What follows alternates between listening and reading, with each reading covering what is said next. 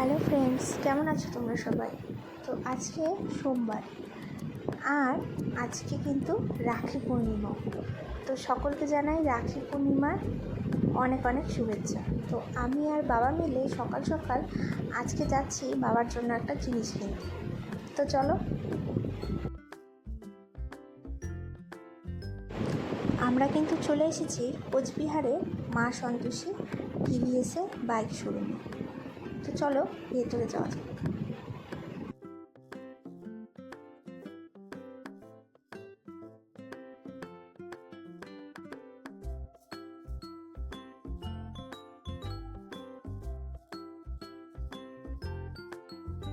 তো তোমরা দেখতেই পাচ্ছ এখানে কিন্তু বাইকের হিউজ কালেকশন রয়েছে। তো বাবা এখানে বসে কথা বলছিল আর সাথে কফি দিয়েছিল, কফিও খাচ্ছিল। তো তারপর আমরা একটা বাইক চয়েস করেছি, দেখে নাও। এই বাইকটা বাবার জন্য নেব আজকে।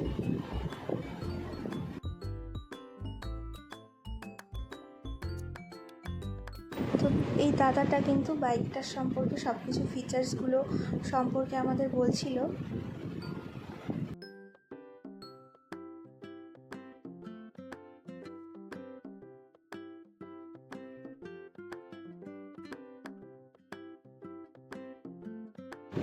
তো সমস্ত ফর্মালিটিস কমপ্লিট হওয়ার পর এবার কিন্তু বাইকটাকে বের করছে ছবি তোলার জন্য। তো ছবি তোলা হয়ে গেছে। তো এখানে আমার বর আর আমার বাবা মিলে কয়েকটা দরকারি ডকুমেন্ট সম্পর্কে কথা বলছিল। আর এদিকে দেখো শোরুমে দুজন দিদি কিন্তু সবাইকে এসে রাখি পরাচ্ছিল। তো আমাদেরকেও পরিয়েছিল। তো আমাদেরকে রাখি পরিয়েছে আর তার সাথে চকলেট আর মিষ্টিও দিয়েছিল।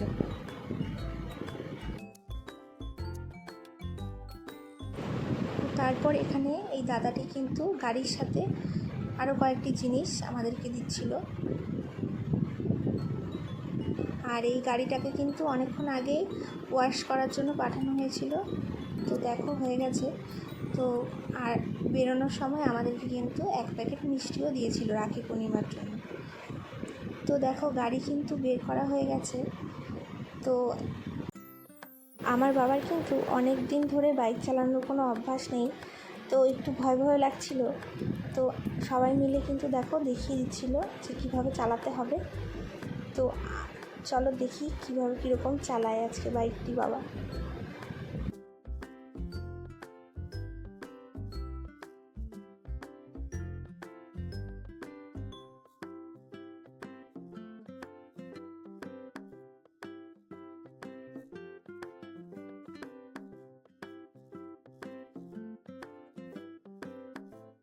তো বাবার সাথে সাথে আমরাও কিন্তু চলে এসেছি পেট্রোল পাম্পে গাড়ির ট্যাঙ্ক ফুল করতে।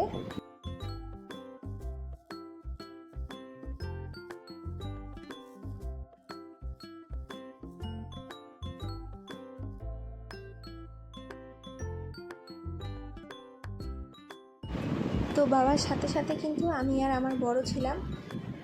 তো কারণ আজকে প্রথম ট্রায়াল করছে, তার জন্য একটু ভয় ভয় লাগছিল।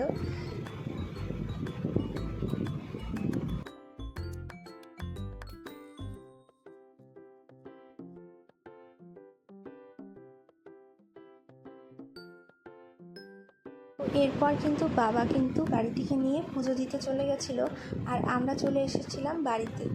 তো যে মিষ্টির প্যাকেটটা দিয়েছিল তো এখান থেকে সবার জন্য মিষ্টি দিলাম। তো আজকের ব্লগটি কিন্তু আমি এখানেই শেষ করছি। তোমাদের কেমন লেগেছে আজকের ব্লগটি আমাকে কিন্তু অবশ্যই জানাও। দেখা হচ্ছে পরে আরেকটি ব্লগে।